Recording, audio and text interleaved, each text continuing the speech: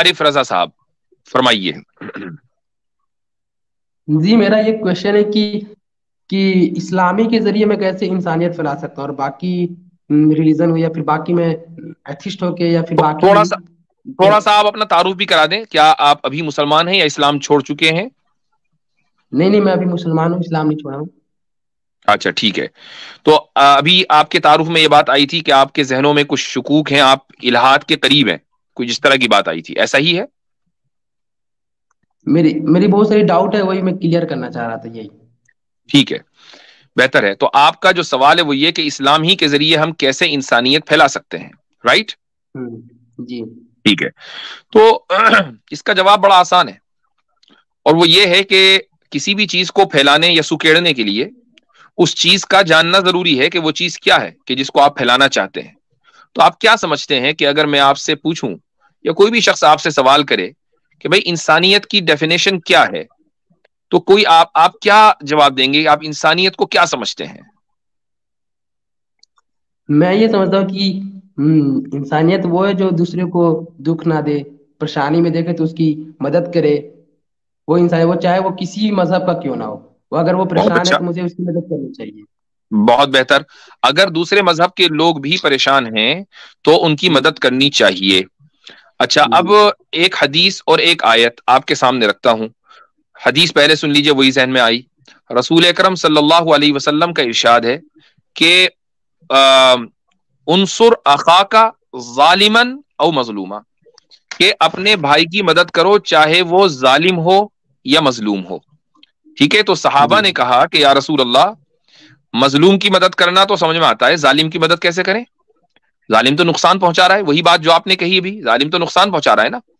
تو آپ علیہ الصلوۃ والسلام نے فرمایا کہ اس کی مدد اس طرح ہوگی کہ اس کو اس کے ظلم سے روکو. یہ نہیں کہا جا رہا ہے کہ جب وہ صرف تمہارے اوپر، مسلمانوں پر ظلم کر رہا ہو تو تبھی روکو. وہ کسی کے اوپر بھی ظلم کر رہا ہو، ایک مسلمان کی ذمہ داری ہے کہ وہ ظالم کو ظلم کرنے سے روکے اور اس کے ساتھ خیر خواہی کا معاملہ کرے. چونکہ اخا کا لفظ ہے، یعنی اس ظالم کو بھی بھائی کہا گیا کہ وہ تمہاری خیر خواہی کا مستحق ہے. چونکہ جب تم اس کو ظلم سے روکو گے تو وہی پھر آخرت میں تبھی اس کے لیے نجات ممکن ہے. اگر تم اس کو نہیں روکو گے اور وہ ظلم کرتا رہے گا تو وہ تو جہنم کے گڑھے میں جا کے گرے گا. تو اب مجھے بتائیے کہ کیا اسلام جو ظالم اور مظلوم دونوں کی مدد کرنے کی تعلیم دے رہا ہو، کیا یہ ممکن ہے کہ وہ ظلم کرنے کی تعلیم دے؟ تو پہلی بات تو یہ ہے. دوسری بات یہ ہے کہ سورہ ممتحنہ کی آیت ہے، کل عامر بھائی نے ایک اسٹریم میں پڑھی بھی تھی کہ اللہ سبحانہ و تعالی، وہ آیت، اس آیت کا نمبر کیا ہے عامر بھائی؟ 8 اور 9، سورہ ممتحنہ 8 اور 9 نمبر. 8 اور 9.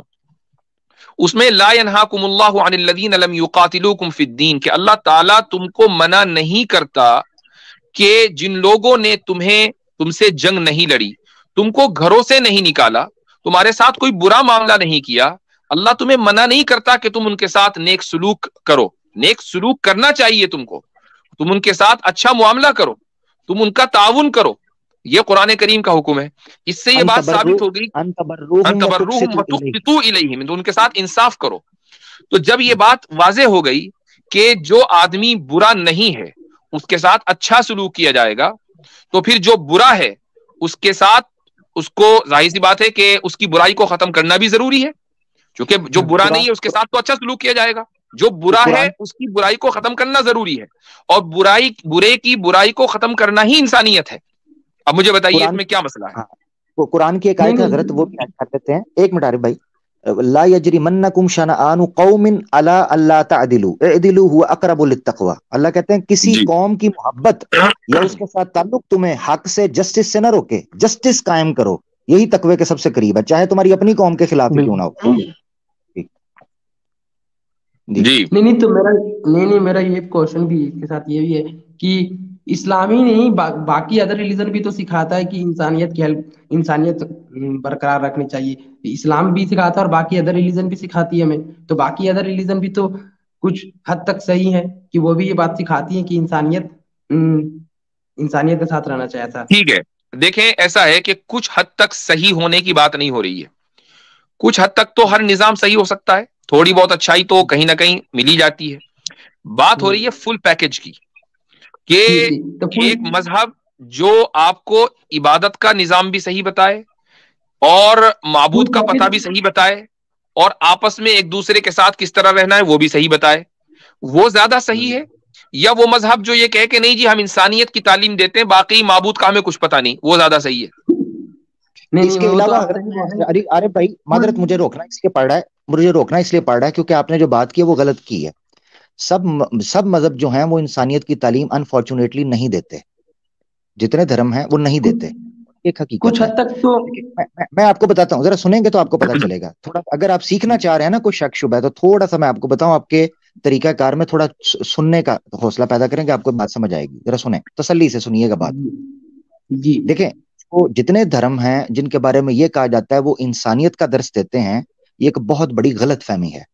ये सतही मालूमात जिसको धर्म के बारे में हो वो इस कॉन्सेप्ट को तो स्वालो कर सकता है, मान सकता है, मगर जिसने डीप से उन अध्ययन की, उन तालीमात को जो मॉरल वैल्यूज को डिफाइन करती हैं अगर पढ़ा हो, उसको साफ पता चल जाएगा कि कहाँ इस्लाम की अखलाकियात खड़ी हैं और कहाँ दूसरे धर्म वालों की। अब मैं आपको मिसाल देता हूँ। उसकी मिसाल यूं समझें कि जितने इस्लाम के अलावा धर्म हैं उन्होंने नेकी और इंसाफ और अदल और अच्छे अखलाक का जो तसव्वुर कायम किया है वो इंसान के आमाल की बुनियाद पर नहीं बल्कि उनकी जात पात और उनके ताल्लुकात की बुनियाद पर है। हिंदू धर्म के अंदर अगर आप देखेंगे तो ब्राह्मण और क्षत्रिय जो हैं वो अपर हाई क्लास पे आपको नजर आते हैं, जबकि दूसरी कास्ट जो हैं वो अपने मॉरल वैल्यू या सोशल स्टेटस के एतबार से नीचे नजर आती हैं, उसमें अमल का किरदार नहीं रहता। इसी तरीके से ईसाइयत में आप आएंगे या ज्यूश में आएंगे, आपको जेंटाइल्स और नॉन जेंटाइल्स का तस्वुर मिलता है जो कि खालिसतन नस्ली तासुब की बुनियाद पर होता है। इस्लाम का खासा यह था कि वो इंसानियत को एक माँ बाप के तनाजुर में देखते हुए उनके आमाल के दारोमदार के ऊपर उनसे हुस्ने सलूक और सुए सलूक का ताल्लुक देता था कि आपने अगर किसी के साथ सख्त रवैया रखना है तो उसके जुर्म या उसके अमल की वजह से रखना है, ना कि उसकी पैदाइश की वजह से, ना उसकी जुबान की वजह से, ना उसके इलाके की वजह से। जबकि इस्लाम के अलावा जो तस्वुर था अखलाकियात का वो बेस करता था उनके रंग, नस्ल, इलाके, उनकी जुबान और उनके रुतबे के एतबार से। ये बुनियादी फर्क है जो इस्लाम ने तोड़ा और शुरू से इस्लाम ने इस चीज को रखा कि इंसानियत का तकरीम बहसियत इंसानियत होगी, ना कि उनके माँ बाप रंग नस्ल की वजह से। ठीक है, ये बहुत इंपॉर्टेंट पॉइंट था जिसको रखना जरूरी था। जी जबरदस्त। जी भाई जी आप एकदम सही समझाएं। वो बात तो है कि अदर जैसे हिंदू में कि ब्राह्मण क्षत्रिय अपर कास्ट और बाकी अदर बैकवर्ड क्लास को अलग नजरिए से देखते हैं, वो तो है। बट मेरा एक और यहाँ पर ये क्वेश्चन बनता है, जैसे मैं एक नाव पर हूँ और एक तरफ मेरा मुस्लिम भाई और एक तरफ नॉन मुस्लिम भाई मेरा है और दोनों डूब रहे हैं, तो मैं किसे बचाऊं? मुस्लिम भाई को पहले बचाऊं कि नॉन मुस्लिम भाई को? ठीक, तो आप अगर मुसलमान को बचाएंगे तो क्या ये जुल्म होगा? नहीं। अच्छा, गैर मुस्लिम को बचाएंगे तो क्या ये जुल्म होगा? गैर मुस्लिम को आप क्यों बचाएंगे? कोई ना कोई वजह होगी, मसलन कोई भी वजह होगी। मैं थोड़ी देर के लिए कहता हूं कि आप गैर मुस्लिम को बचाना चाहते हैं, क्यों बचाना चाहते हैं? इंसानियत के नाते। इंसान तो वो भी है मुसलमान, बचा आप एक तो हो सकते हैं। तो मैं ज्यादा प्रेफर करूंगा कि अपने मुस्लिम भाई को बचाऊं, वो तो है। क्यों? बट क्योंकि वो मोहम्मद वसल्लम को मानता है और चले, बाकी मैंने थोड़ी देर के लिए कहा मैंने, आप उसको ना बचाएं, आप गैर मुस्लिम को बचाना चाहते हैं, क्यों? इसलिए बचाना इंसानियत के तौर पर, और जैसे वो बच जाए तो कुछ हमारी इखलाक देखकर वो इस्लाम कबूल कर ले। अच्छा, तो इसका मतलब ये हुआ कि इस्लाम दोनों जगह फैक्टर हुआ। दोनों जगह फैक्टर हुआ ना। तो फिर आप ये सवाल ही गलत कर रहे हैं कि मैं एक मुसलमान को बचाऊं या गैर मुसलमान को। चूंकि अगर आप इस सवाल की बुनियाद पर इंसानियत तय करना चाहते हैं तो फिर इंसान तो दोनों है, आप चाहे मुसलमान को बचाएं चाहे गैर मुस्लिम को बचाएं, आपने एक इंसान को बचाया। और अगर आप ये कहना चाह रहे हैं कि नहीं मुसलमान मुतासिब होता है, तो देखो उसने मुसलमान को बचाया। मैंने इसीलिए आपसे पूछा कि आप गैर मुस्लिम को क्यों बचाना चाहते हैं। आप कह रहे हैं कि मेरे अखलाक की वजह से वो इस्लाम कबूल कर ले, तो यहां पर भी इस्लाम ही वजह है। तो हमारा तो जीना मरना, हमारा हर काम तो इस्लामी की वजह से है। इन्ना सलाती व नुस्की व महयाया व ममाती लिल्लाहि रब्बिल आलमीन।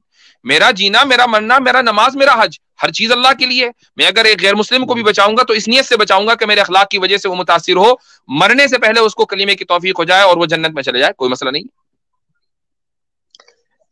जी और ये क्वेश्चन बनता है मेरा कि जैसे मैं इतनी सारी ये सब चीजें देखता हूँ यूट्यूब पे ना, इस्लामिक चीजें, तो मुझे फिर कभी ये रियलाइज होता है कि کہ میرے جتنے بھی نان مسلم فرینڈ ہے یا جتنے بھی ہیں تو وہ لوگ کے ساتھ میں اپنا کیا بولتا ہوں دوستی چھوڑ دوں، تاکہ دوستی کہ ان سے لگتا ہے کہ میں دور ہٹ جاؤں.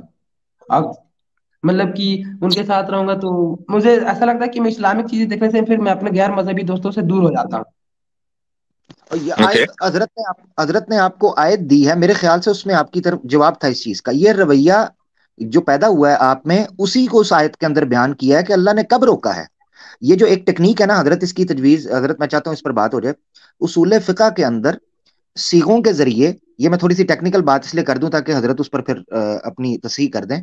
اصول فقہ کے اندر کسی چیز کی ممانت یا کسی چیز کی اجازت میں صیغوں کا بڑا کردار ہوتا ہے کہ صیغے کون سے استعمال کیے گئے ہیں، یعنی نہیں کے صیغے ہیں یا تنقید کے صیغے ہیں یا استحباب کے صیغے ہیں، تو وہ پیدا کرتے ہیں کہ یہ عمل کس نوعیت کا ہے. جو آیت سورہ ممتحنہ کے اندر بیان کی گئی وہ صاف اشارہ کرتی ہے کہ جو ہچکچاہٹ ایمان کے بعد کفر سے نفرت کی پیدا ہوتی ہے وہ انسانوں کے لیے نہیں ہے بلکہ ان کے نظریات کے لیے تھی. اس لیے وہ صیغہ استعمال کیا گیا لا ینہاکم. تمہیں کس نے کہہ دیا ہے کہ اللہ نے روکا ہے ان کے ساتھ نیکی کرو؟ اس کا مطلب یہ تھا کہ ایک جبلت تھی، ایک فطرت تھی انسان کی کہ وہ جب کفر سے نفرت کرتا ہے گویا کسی کافر سے نفرت کرنے لگتا ہے. تو اس صیغے کے ذریعے ایک اشارہ دیا گیا کہ لا ینہاکم، تمہاری فطرت میں جو ایک کراہت پائی جاتی ہے نا کہ دوری کر لوں کافروں سے بھی، وہ جن کافروں سے دوری کرنی ہے ان کا بتا دیا، اور جن سے نہیں کر سکتے یا جن سے اچھا تعلق بھی رکھ سکتے ہیں ان کا بھی بتا دیا. تو میرا بھائی آپ کا مسئلہ حل ہو گیا تھا. چلیں ٹھیک ہے.